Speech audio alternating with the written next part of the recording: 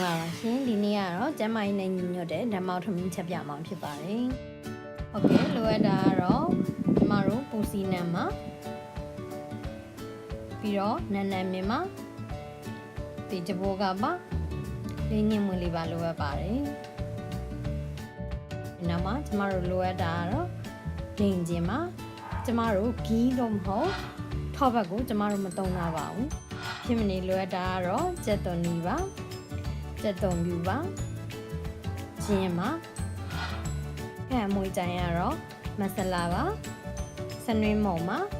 စမုံစပါပါအဲ့နောက်မှာကျမတို့ကြက်သွန်ကြော်လေးလိုအပ်ပါတယ်ကြက်သွန်ပြူကြက်သွန်နီကျင်းတို့ကို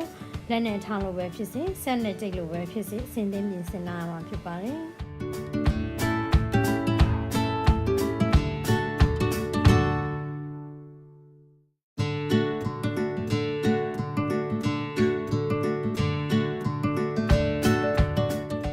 ကျက်သားနဲ့ရန်အတွက်ကျက်သွန်ပြူကျက်သွန်နီချင်းတို့ကိုကျွန်မရင်ဦးဆုံးကျက်သားနဲ့ရောပေးပါမယ်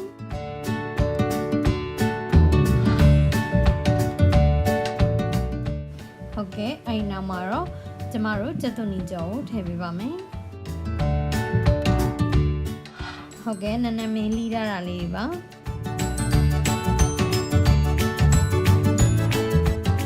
ဒီချဘိုးကောက်လေးနဲ့ကျမလေးညှင်းပွင့်အောင်ထည့်ပါမယ်ကဲအဲ့နောက်မှာတော့ကျမတို့ပြီးကြတဲ့ပူစီနံထည့်ပါတယ်ကျမတို့စနင်းထည့်ပါတယ်စမုံစပါးထည့်ပါတယ်ကဲစမုံစပါးမရှိရင်ထည့်စရာမလိုပါဘူး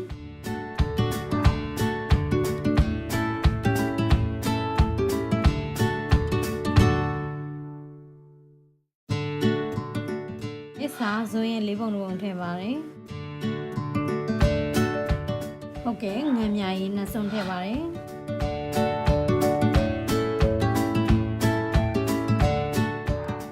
မဆလာထည့်ပါမယ်ကျွန်မဓမ္မမဆလာကိုမသုံးတာပါဘူးရိုးရိုးမဆလာပဲသုံးတာပါတယ်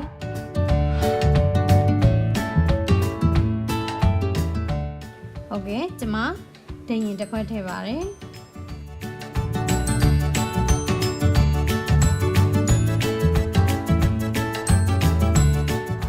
နောက်ဆုံးအနေနဲ့ကျမတို့ကြက်သားမုံတစ်စုံထည့်ပါတယ်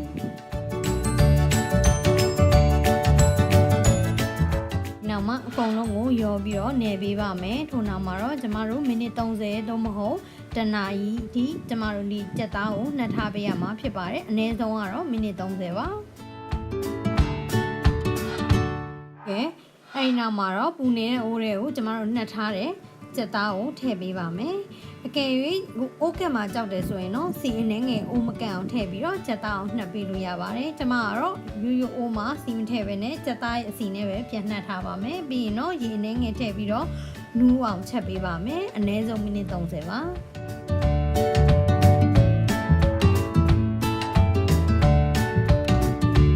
မိနစ်30ကြာပြီးတဲ့နောက်မှာတော့ကျမတို့ကြက်သားလေးလည်းနူးလာပါပြီရေလေးလည်းခမ်းသွားတယ်ဖြစ်တဲ့ကြောင့်မို့ဒီအနေထားကိုကျမတို့ရရှိပါပြီအခုဆိုရင်ကျမတို့ဓမ္မထမင်းစချက်ဖို့ပြင်ဆင်ပါမယ်ဒါကတော့ဆန်နှစ်ခွက်စာပါဓမ္မအောင်ဆုံးဒီထဲကိုကျမတို့ကြက်သွန်နီကြော်ရတာထည့်ပါမယ်နာချက်ထားတဲ့ကြက်သားနဲ့ကြက်သားနစ်တွေပါကျမတို့အိုးတွေကိုထည့်ပေးပါတယ်အဲ့ဒါမှသာဒီကြက်သားနဲ့ကြက်သားနစ်တွေကဆန်နဲ့ဝင်သွားပြီးတော့အလွန်ရတာရှိတဲ့ဓမ္မလေးရရှိမှာဖြစ်ပါတယ်အဲ့ဒီနောက်မှာတော့ကျမတို့ရေကိုနှစ်ခွက်နဲ့တစ်ဝက်ထည့်ပေးပါတယ်ဘာလို့လဲဆိုတော့ဆန်ကနှစ်ခွက်ဖြစ်နေလို့ပါကျမတို့လွယ်လွယ်ကူကူပဲထမင်းပေါင်းကိုထမင်းချက်တဲ့အတိုင်းပဲကျမတို့တည်ပေးပါမယ်ကျမတို့45မိနစ်ကြာပြီးတဲ့နောက်မှာနန်းရတာနဲ့ပြည့်စုံတဲ့ဓမ္မထမင်းလေးရပါပြီအဲဒီနောက်မှာတော့တီယိုစီနဲ့စပီသီးလေးတွေအုပ်ပြီးတော့စားနိုင်ပါတယ်အစတွေကထည့်ပြီးတော့တီယိုစီနဲ့စပီသီးကိုထည့်ချက်မယ်ဆိုရင်တော့ပြဲသွားတတ်ပါတယ်ဟုတ်ကဲ့ပါအခုဆိုရင်ကျမတို့ရဲ့ဓမ္မထမင်းလေးပြီးဆုံးသွားပါပြီကျေးဇူးတင်ပါတယ်အရင်ရတာရှိပါတယ် thank you ပါ bye bye